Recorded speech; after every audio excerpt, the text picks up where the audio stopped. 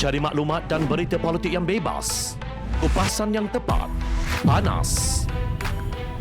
Dapatkannya secara eksklusif hanya di Jom Channel.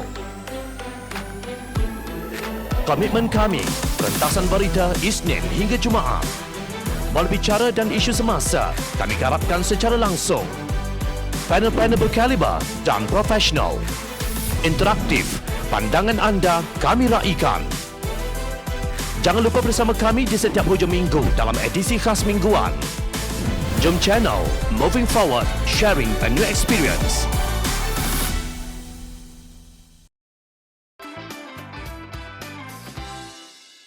Benarkah rakyat mudah ditipu dan mudah lupa?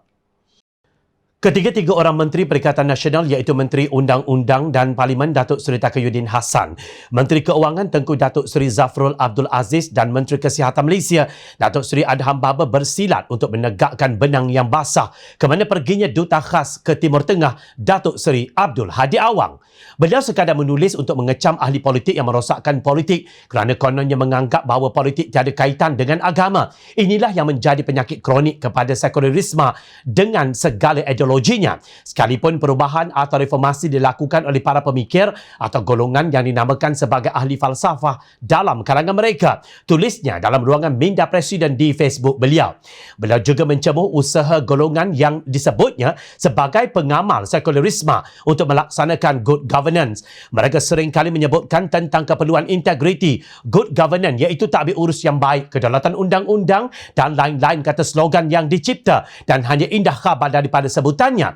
Hal ini demikian kerana laksana jasad yang tiada roh yang memandu akal dan ilmu dan boleh berubah menjadi penipu kerana politik kenegaraan dianggap di luar daripada ilmu Allah Subhanahu Wa Taala dan hukumannya, kata Hadi.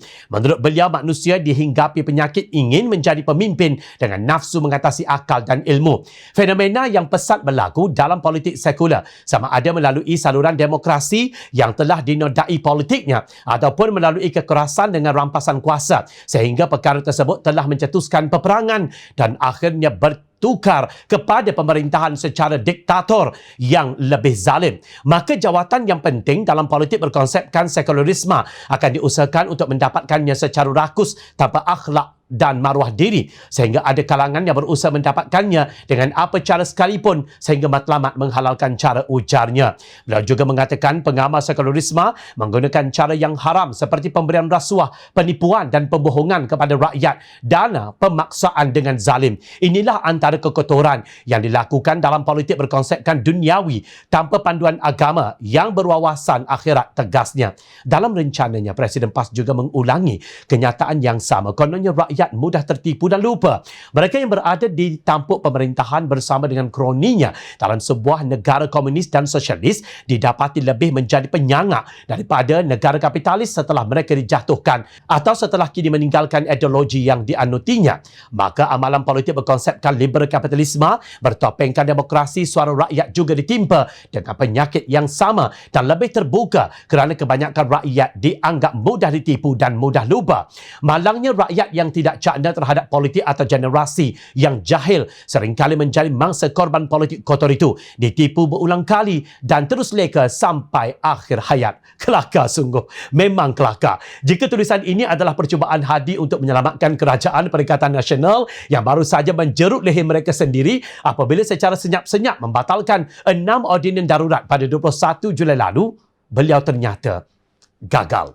Berani kerana benar. Siapa yang anda maksudkan dengan kumpulan yang kini meninggalkan ideologi komunis dan sosialis itu? Dan siapa juga anda yang mahu menilai akhlak dan maruah ahli politik lain atau menuduh mereka sebagai penyangak? Sedangkan gerombolan yang beliau sendiri bersekongkol itulah yang menggunakan prinsip scheme of things untuk menjatuhkan kerajaan yang ketika itu berperang dengan COVID-19 yang sedang mara. Kononnya untuk menyelamatkan negara, agama, bangsa dan institusi Raja-Raja Melayu. Sedangkan apa yang disaksikan oleh seluruh dunia hanyalah pemberian rasuah menerusi jawatan menteri dan timbalan menteri serta kedudukan di dalam syarikat berkaitan kerajaan GLC demi mendapatkan kuasa. Selain itu, bukan lagi rahsia gerombolan yang beliau sokong juga pemaksaan kezaliman menerusi Undang-Undang 2 Darjat.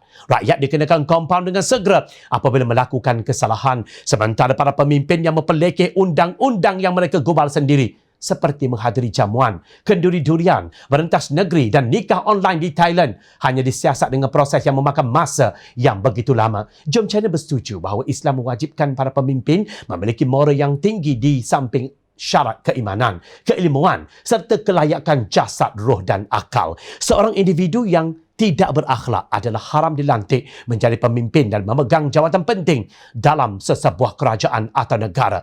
Ia bertepatan dengan firman Allah Subhanahu Wa Taala dalam surah An-Nisa ayat 58 yang turut dipetik oleh Hadi terjemahannya. Sesungguhnya Allah menyuruh kalian menunaikan segala amanah kepada mereka yang berhak menerimanya dan menyuruh kalian apabila menetapkan hukum antara manusia supaya kalian menetapkan dengan adil. Sesungguhnya Allah memberikan sesuatu pengajaran yang sebaik-baiknya kepada kalian. Sesungguhnya Allah itu Maha mendengar lagi Maha melihat.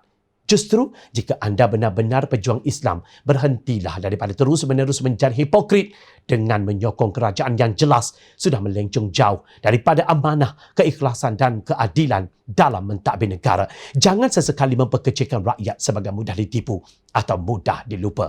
Lebih-lebih lagi ditipu oleh gerombolan yang merampas mandat rakyat pada pilihan raya umum ke-14 yang lalu. Percayalah, rakyat ingat semua perbuatan kerajaan yang gagal ini dan mengajar kalian pada pilihan raya umum ke-15 nanti.